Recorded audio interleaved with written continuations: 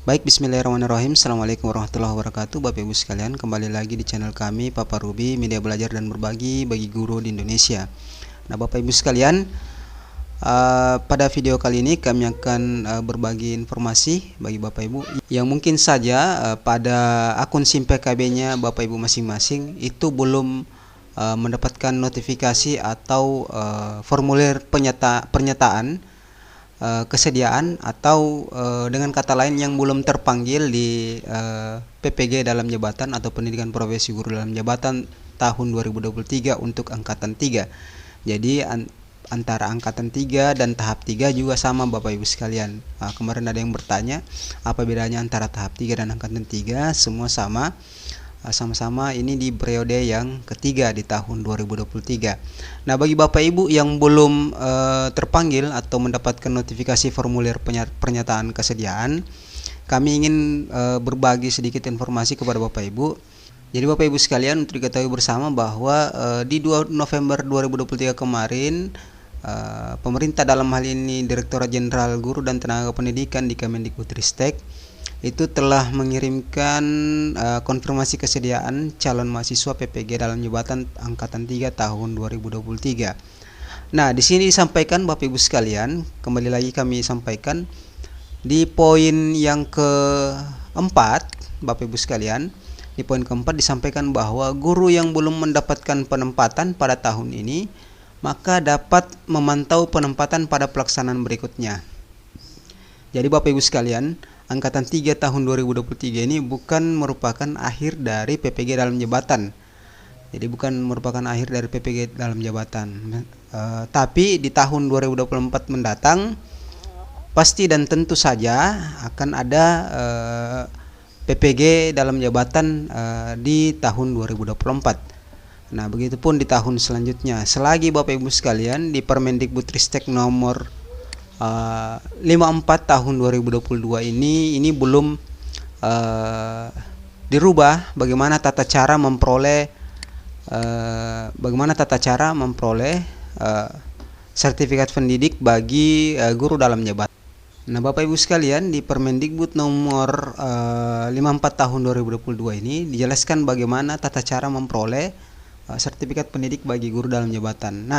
Nah, di pasal 3 Bapak Ibu sekalian, di sini dituliskan bahwa sertifikasi pendidik bagi guru dalam jabatan dilaksanakan melalui program PPG dalam jabatan. Nah, lebih lanjut di pasal 4, guru dalam jabatan sebagaimana dimaksud dalam pasal 3 merupakan guru dalam jabatan yang diangkat sampai dengan tahun 2025. Jadi Bapak Ibu masih ada waktu sampai tahun 2025. Ini berdasarkan Permendikbudristek nomor 54 tahun 2022 ini disampaikan bahwa PPG dalam jabatan masih diperuntukkan bagi Bapak Ibu yang diangkat sampai dengan tahun 2025. Nah, guru dalam jabatan sebagaimana dimaksud pada ayat 1 terdiri atas guru yang telah memiliki sertifikat pendidikan guru penggerak. Jadi Bapak Ibu yang sudah atau saat ini masih mengikuti program pendidikan guru penggerak atau calon guru penggerak di angkatan 9, angkatan 8, 9 dan 10, maka tentu saja nantinya Bapak Ibu akan langsung otomatis mengikuti ujian untuk PPG dalam jabatan. Meskipun di angkatan 3 ini Bapak Ibu belum mendapatkan notifikasi. Nah, kemudian di bagian B, guru yang telah mengikuti pendidikan dan latihan profesi guru namun belum lulus ujian tulis nasional atau uji kompetensi pada akhir pendidikan dan latihan profesi guru. Nah, ini bagi Bapak Ibu yang sebelum munculnya PPG dalam jabatan atau masih dalam status peserta PLPG dan belum lulus ujian tulis nasional. Dan ini sudah mungkin saja sudah diselesaikan di angkatan 1 dan angkatan 2 kemarin. Nah, kemudian yang ketiga Bapak Ibu sekalian, guru yang belum memiliki sertifikat pendidik yang tidak termasuk guru sebagaimana dimaksud dalam huruf A dan B.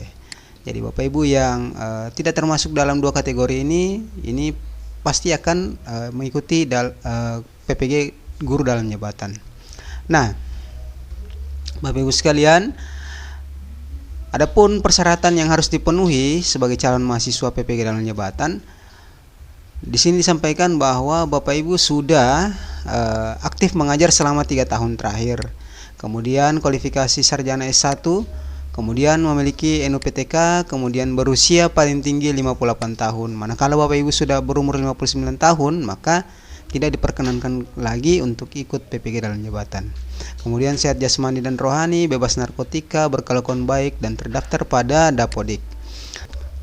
Nah, selanjutnya Bapak Ibu, di pasal 14 disampaikan bahwa penentuan keikutsertaan calon mahasiswa sebagaimana dimaksud pada ayat 2 dengan mempertimbangkan kriteria. Jadi ada 4 kriterianya Bapak Ibu. Yang pertama dan utama adalah masa kerja yang paling lama. Nah, di angkatan 1 dan angkatan 2 kemarin, ini yang diprioritaskan Bapak Ibu sekalian, masa kerja yang paling lama. Kemudian usia yang paling tinggi, kemudian satuan pendidikan yang berasal dari daerah khusus. Kemudian yang terakhir adalah perolehan nilai hasil seleksi paling tinggi. Jadi ini urutan-urutan bagaimana proses pertimbangannya Bapak Ibu. Mungkin kenapa Bapak Ibu belum terpanggil atau mendapatkan notifikasi. Mungkin Bapak Ibu bukan termasuk masa kerja yang paling lama, kemudian bukan termasuk usia yang paling tinggi, dan bukan termasuk satuan pendidikan yang berasal dari daerah khusus. Nah, ketika mengikuti tahapan atau kriteria yang keempat, maka di perolehan nilai hasil seleksi paling tinggi, maka tentu saja ini harus diurut berdasarkan nilai hasil seleksi yang paling tinggi. Jadi intinya Bapak Ibu tetap bersabar. Berdasarkan edaran ini, guru yang belum mendapatkan penempatan pada tahun ini maka dapat memantau penempatan pada pelaksanaan berikutnya. Intinya Bapak Ibu sekalian, semua akan PPG pada waktunya. Jadi demikian informasi Bapak Ibu sekalian dari kami. Semoga informasi ini bermanfaat. Kami akhiri. Assalamualaikum warahmatullahi wabarakatuh.